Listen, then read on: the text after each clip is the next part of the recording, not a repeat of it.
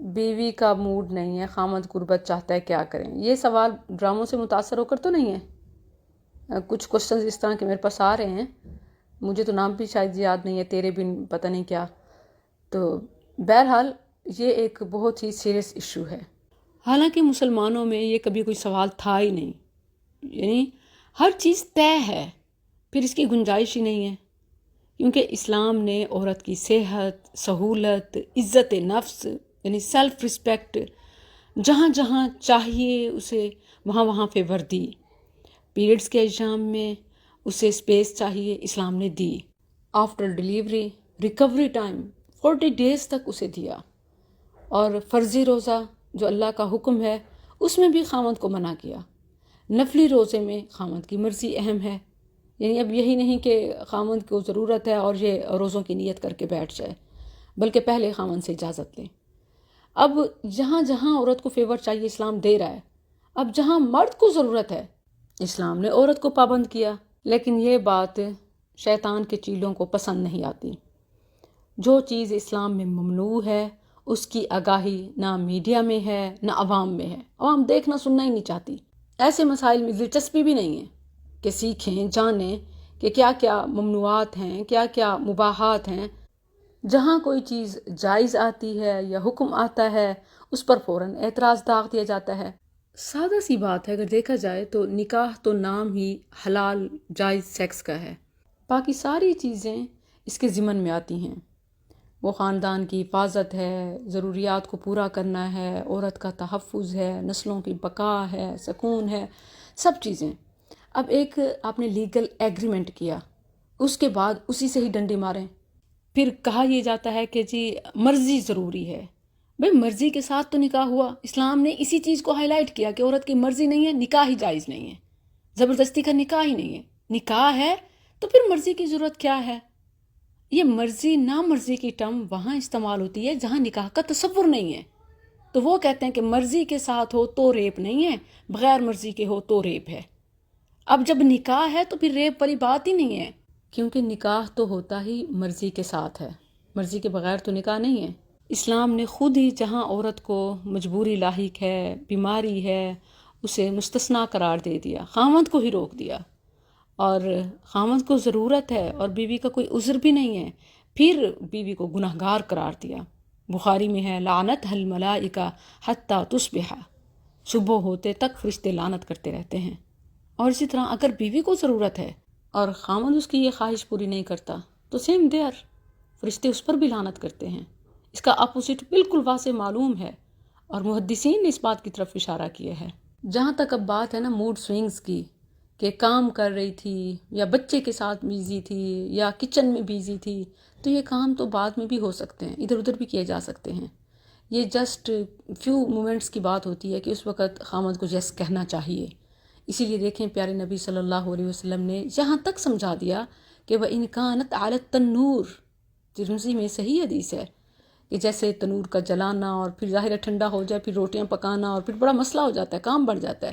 پیارے نبی صلی اللہ علیہ وسلم نے فرمایا کہ اگر وہ تنور پر بھی بیٹھی ہے اور اس کا خامند اسے بلاتا ہے تو وہ کام چھوڑے اور اس کی ضرورت خواہش پوری کرنے کے لیے پہنچے. یہ اس کی جاب ہے، یہ اس کی ڈیوٹی ہے، کیونکہ وہ وائف ہے. یا تو جاب سے ریزائن کریں، تنخواہ نہ لیں، کام ہی نہ کریں، اور پھر جو چاہیں کریں. پھر اس کے لیے بھی آپشنز بتائے، طلاق، خلا وغیرہ. تو بہرحال آن جاب آپ انکار نہیں کر سکتے، یو آر رسپانسیبل. اور جہاں تک رہی بات کہ ہسبینڈس کی، کہ وہ بھی اس اچھے کام کو غلط طریقے سے کرتے ہیں. مثال کے طور پر ریونج کے لیے، فرسٹریشن نکالنے کے لیے، انتقام، غصہ اور ٹارچ کرنے کے لیے اور ابیوز کرتے ہوئے، یعنی طریقہ غلط. کام اگرچہ جائز ہے لیکن طریقہ غلط. ایک قسم کا ایذا پہنچانا، تکلیف دینا، ٹارچ کرنا یا اس میں سختی کرنا، ایسے معاملات. تو یاد رکھیں کہ یہ وہی چیز ہے جو اپنے اس کام کو اس کے غلط طریقے کی وجہ سے باطل کر دیتی ہے. میں 2 مثالیں دوں گی احادیث سے. عام طور پر یہ غلط فہمی پھیلا دی گئی ہے کہ بس واجب ہے واجب ہے واجب ہے. یاد رکھیں کام واجب ہو نا، اس کے لیے بھی صحیح طریقہ ہوتا ہے. اگر ہسبینڈ کا طریقہ غلط ہے اور وہ اس کے لیے ایک چیز جو خوشی کا باعث ہے اس کو وہ فرسٹریشن کا ذریعہ بنا رہا ہے، ٹارچ کا ذریعہ بنا رہا ہے، تو بھی وہ اس کا کام ناجائز ہی ہو جائے گا۔ اب دیکھیے کہ صدقہ کتنی بڑی نیکی ہے، اور اگر اس کے پیچھے شہرت، ریاکاری یا احسان جتلانا اس طرح کی چیزیں ہوں تو وہ صدقہ بھی باطل ہو جاتا ہے۔ لا تبطلوا صدقاتکم بالمن والاذی۔ اب آپ کہیں گے کہ صدقہ کی مثال اس کے ساتھ کیوں دی؟ مثال ہے، نبی صلی اللہ علیہ وسلم نے مباشرت کو صدقہ قرار دیا۔ مسلم کی حدیث ہے، وفی بضع احدکم صدقہ، تمہارا اپنی بیوی سے مباشرت کرنا صدقہ ہے۔ اب اسی صدقہ کو اگر غلط طریقے سے ابیوز، ٹارچ، ذہنی جسمانی اذیت دیتے ہوئے اگر کیا جائے گا تو یہ بھی تو صدقہ باطل ہو جائے گا۔ Very simple. اور پھر نبی صلی اللہ علیہ وسلم نے تو اسے شہد جیسی مٹھاس قرار دیا۔ متفق علیہ حدیث ہے۔ ایک اور مسئلہ ہے طلاق کا اور اس کے بعد پھر نکاح کا، تو نبی صلی اللہ علیہ وسلم نے وہاں صحابیہ کو اپنے خاوند سے تعلق قائم کرنے کے حوالے سے جو لفظ یوز کیا وہ لفظ ہے اصل، العسل، لا حتی تذوقی عسیلتہ ویذوق عسیلتک، یعنی اس وقت تک تم اپنے پہلے خاوند کے لیے حلال نہیں ہو سکتی جب تک کہ تمہارا دوسرا خاوند تم سے مزہ نہ چکھ لے اور تم اس سے۔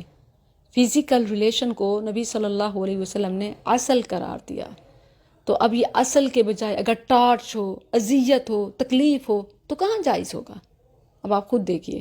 تو یہ معاملات سمجھنے کی ضرورت ہے، اخلاقیات ہیں، صرف یہی نہیں کہ آپ کوئی شرعی قانون سامنے رکھتے ہوئے اس کا ناجائز استعمال کرتے جائیں۔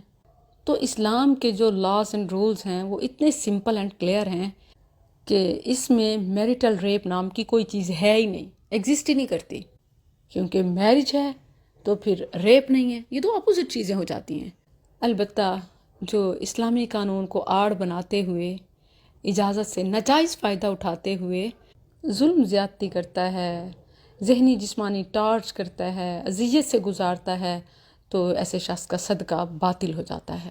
اس چیز کو ہرگز آڑ نہیں بنانا چاہیے کہ عورت تو ہر حال میں پابند ہے، شوہر بھی ہر حال میں پابند ہے کہ وہ ایک جائز کام کو پسندیدہ طریقے سے کرے، یعنی ایک تعلق ہے ہی باعث سکون، باعث مٹھاس، اس کو ٹاکسک ریلیشن بنا دے، اس کی